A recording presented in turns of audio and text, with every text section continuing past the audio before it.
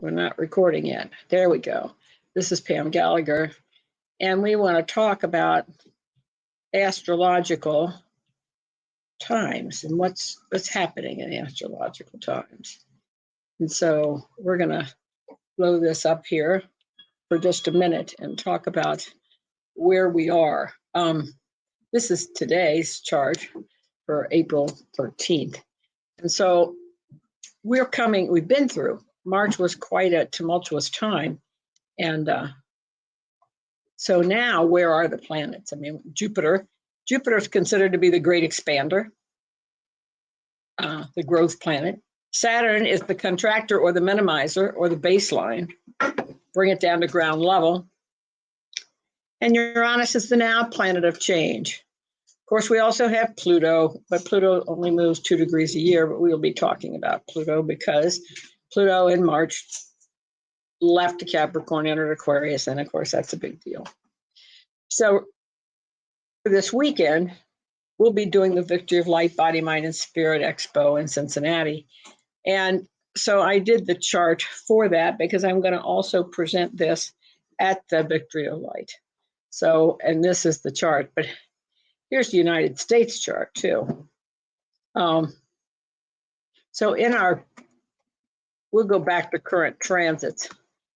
We have Jupiter. Jupiter is now in Aries, and I'm going to give you a list in a minute of exactly May. There's a whole lot happening. But it started in March when planet Pluto left Capricorn and went into Aquarius. And of course, Pluto is transformation and transformative and deep internal change. So we know and it's going out of earth into air. So it's going from business and grounded and practical and realistic and work. A lot of changes in corporations and business over the last 20 years. Corporations have really changed their structure. And Pluto's moving into Aquarius, which is much more progressive and individualistic and building of groups and teams. And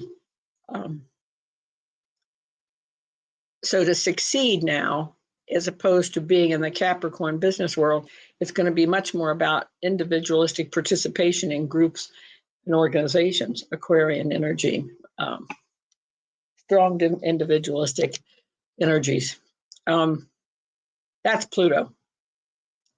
Jupiter's in Aries. It will be going into Taurus here, and I'll give you the date. And then Saturn just left Aquarius after 2.5 years and has just entered Pisces. Saturn in Aquarius was in an air sign, and that was about people and groups and organizations and discipline and responsibility in that area. Now it's in Pisces, which is a water sign. And so chances are we are going to begin to see some serious issues, problems, or calls for analysis in water.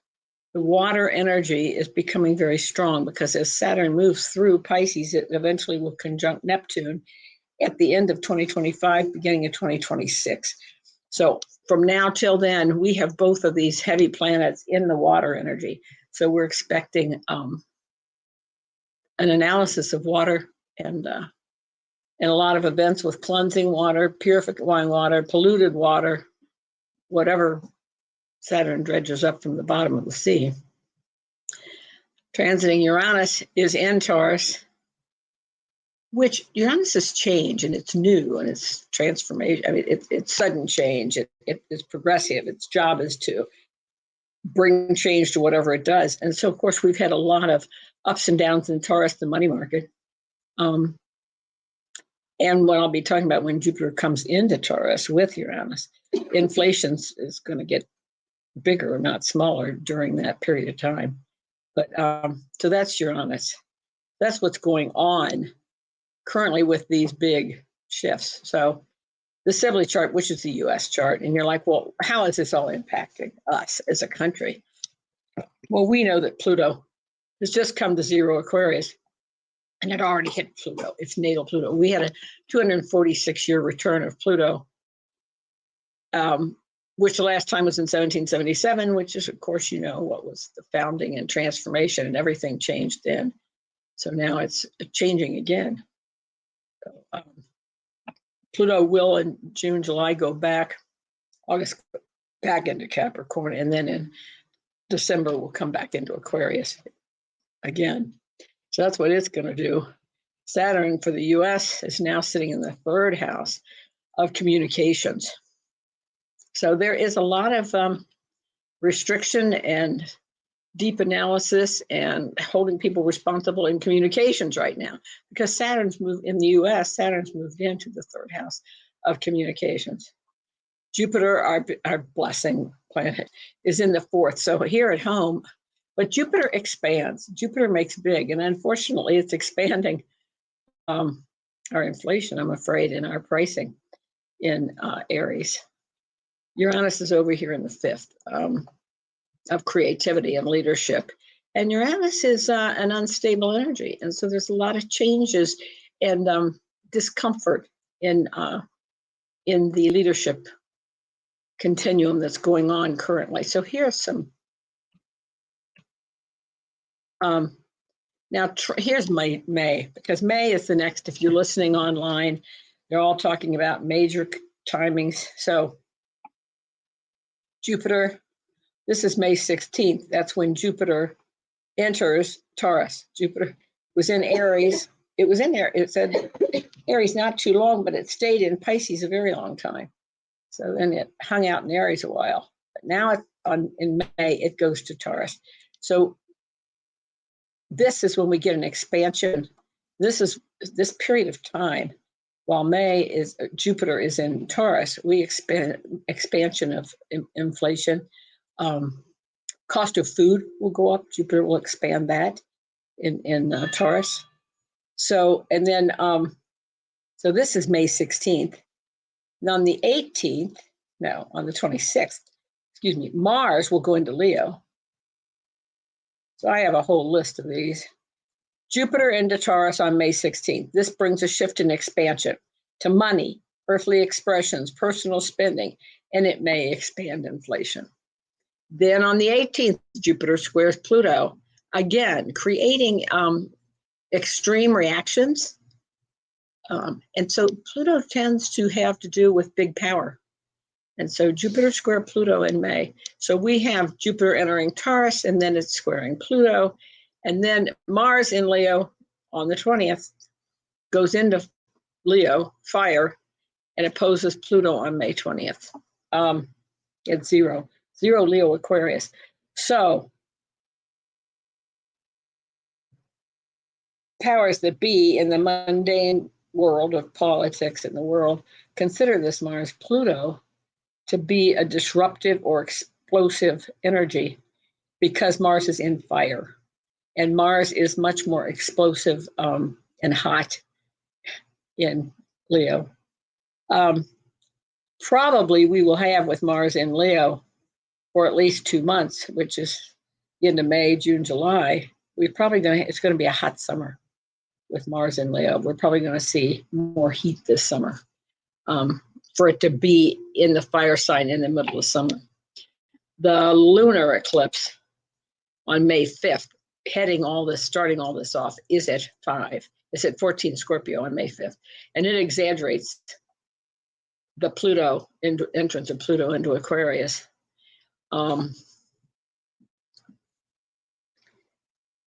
Which occurred on March 23rd. So all of this, because it's at 15 of the fixed signs,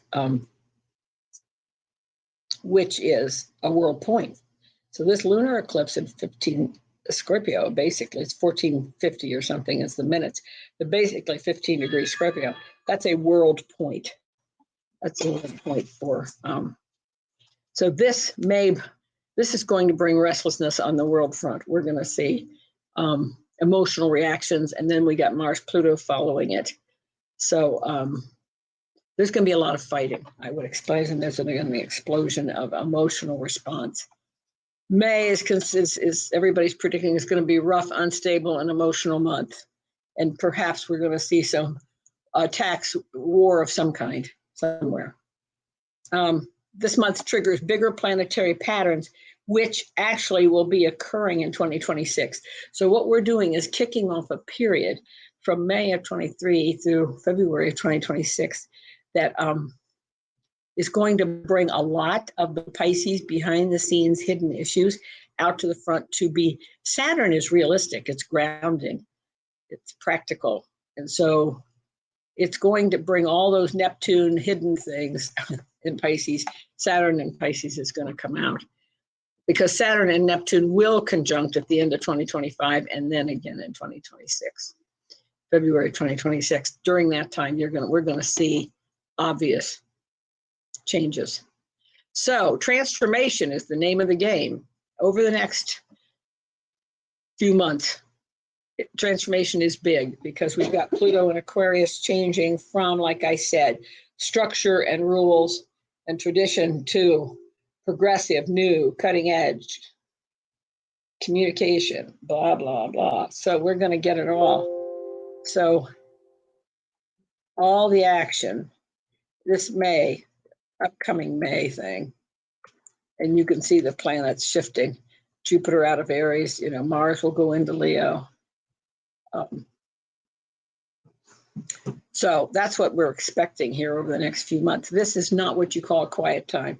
There are times, now we do have an eclipse April 20th, and it's interesting, it's at 29 degrees of Aries in 50 minutes.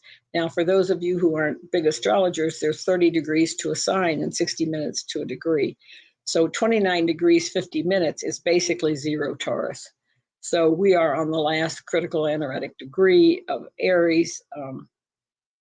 That eclipse, it is solar eclipse, it's total. So it is a big eclipse.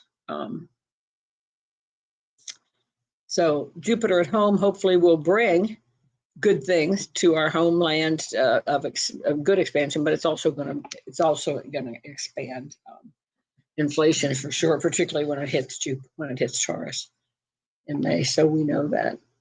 So that's what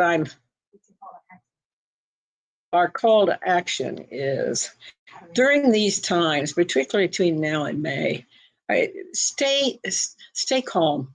This is a restless, it's an impatient, it's a unstable time. And with all these heavy planets changing, they haven't settled in yet. And we're working up to May where there's going to be some explosions. Make sure they're not in your life. Make sure they're, out in the world where you're observing them. So be aware that it's unstable. I'll tell you the other thing that is occurring with Pluto leaving one sign going into another. We are changing the vibration on the planet. Instead of being an earthly yin calm energy, we're going to yang Aries, or Aquarius, yang masculine energy, which is more assertive and outgoing and aggressive. We are shifting the vibration on the planet, and there are a lot of souls leaving who are not. I believe that we are beginning now, between now and 2026, actually shifting the fulcrum from the Piscean age to the Aquarian age. I mean, I don't think we're just jumping into it, but I think we're going from 49% Aquarius, 51 Pisces to 49 Pisces, 51 Aquarius. So 50. I think we're shifting the world. I think this is the period of time, and we're seeing it. And so many souls are leaving because they're not here for the Aquarian vibration. So it's going to take some work on our part to raise your energy and to raise your consciousness to more take responsibility for self, Aquarius, as opposed to the Capricorn traditional follow the rules. This is the way it's always been done. So my call to action for everybody is try to look in the mirror and take responsibility for self. So that's what I've got to say for now. Let's get all this down. And thanks for listening. And we'll get back to you next time. Come to Victory of Light. See if I can close these. Got lots of windows open here. So see you soon. Bye.